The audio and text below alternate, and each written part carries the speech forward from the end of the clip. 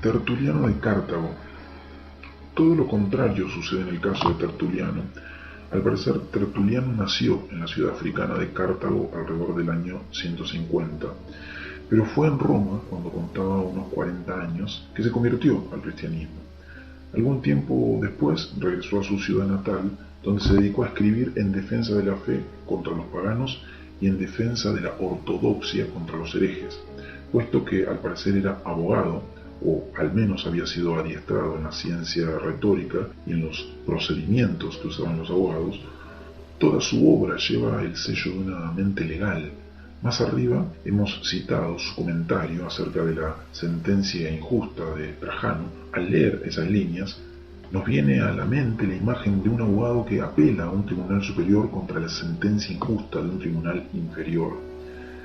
En otro tratado, escrito también contra los paganos y que lleva por título el testimonio del alma, Tertuliano coloca al alma pagana en el banquillo del testigo y tras interrogarla al estilo de un abogado en un juicio, llega a la conclusión de que aún el alma pagana es por naturaleza cristiana y que si persiste en rechazar el cristianismo, ello es por obstinación y ceguedad. Sin embargo, la obra en que de veras puede verse el espíritu legal de Tertuliano es su prescripción contra los herejes. En el lenguaje legal de la época, el término prescripción tenía al menos dos sentidos. En primer lugar, una prescripción era un argumento legal que se presentaba antes del caso mismo para demostrar que el juicio no tenía lugar. Sí, aún antes de comenzar a debatir lo que se pleiteaba. Una de las partes podía probar que la otra no tenía derecho a presentar demanda, o que la demanda no estaba en regla, o que el tribunal no tenía jurisdicción. Se cancelaba el juicio. El otro sentido de la palabra prescripción aparecía por lo general en la frase prescripción de largo tiempo. Lo que esto quería decir era que si alguien había estado en posesión de una propiedad o de un derecho por cierto tiempo y nadie se lo había disputado, esa persona quedaba en posesión legal de la propiedad o del derecho en cuestión, aunque apareciese después quien se lo disputara. Tertuliano utilizó el término en ambos sentidos, como si se tratara de un pleito entre la Iglesia ortodoxa y los herejes.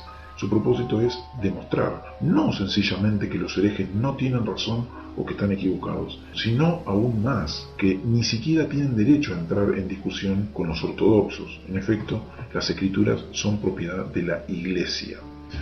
Durante varias generaciones la Iglesia las ha utilizado sin que nadie se las dispute, aun cuando no fueran originalmente su propiedad, ya de hecho lo son. Por tanto, los herejes no tienen derecho alguno a utilizarlas. Los herejes han llegado a última hora y pretenden cambiar lo que por su origen y por su prescripción de largo tiempo pertenece a la Iglesia.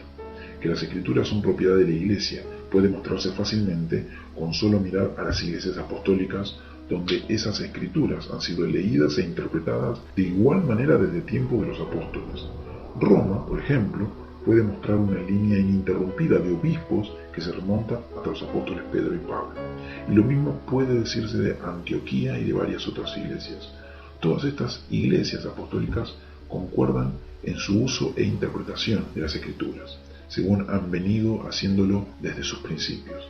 Además, por sus propios orígenes, los escritos de los apóstoles son propiedad de esas iglesias, pues fue a ellas que los apóstoles se las legaron.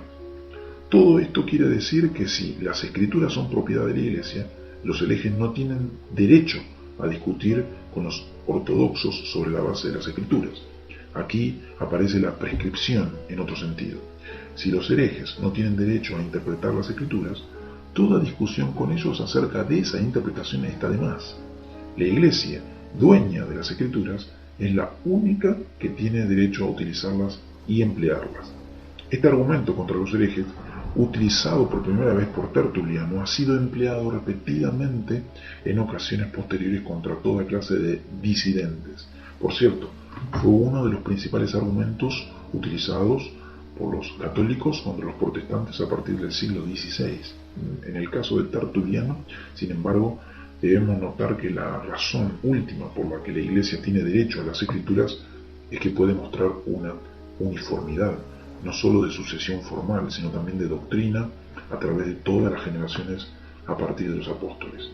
Esto era precisamente lo que se discutía en el siglo XVI, pues los protestantes decían que la Iglesia Católica se había apartado de su propia doctrina inicial. Pero el espíritu legalista de Tertuliano va mucho más allá de estos argumentos.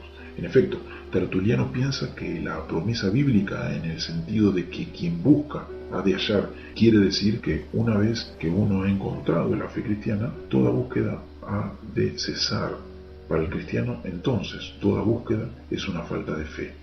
Has de buscar hasta que encuentres. Una vez que lo hayas encontrado, has de creer.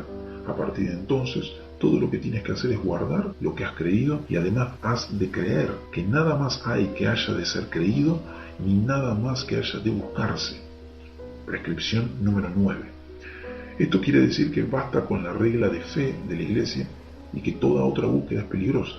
Naturalmente, Tertuliano sí permite que los cristianos traten de aprender más acerca de esa regla de fe, pero todo lo que se salga de ella o lo que venga de otras fuentes ha de rechazarse. Esto es particularmente cierto de la filosofía pagana, ante la cual Tertuliano toma una posición radicalmente opuesta a la de Clemente. Más arriba hemos citado sus palabras contrastando a Atenas con Jerusalén. La misma actitud prevalece en su opinión acerca de la dialéctica, es decir, del método de la filosofía. Miserable Aristóteles, ¿quién le ha dado la dialéctica? Les dio el arte de construir para derribar, un arte de sentencias resbalosas y de argumentos crudos, que sirve para rechazarlo todo y que en fin de cuentas no trata de nada. Prescripción número 7.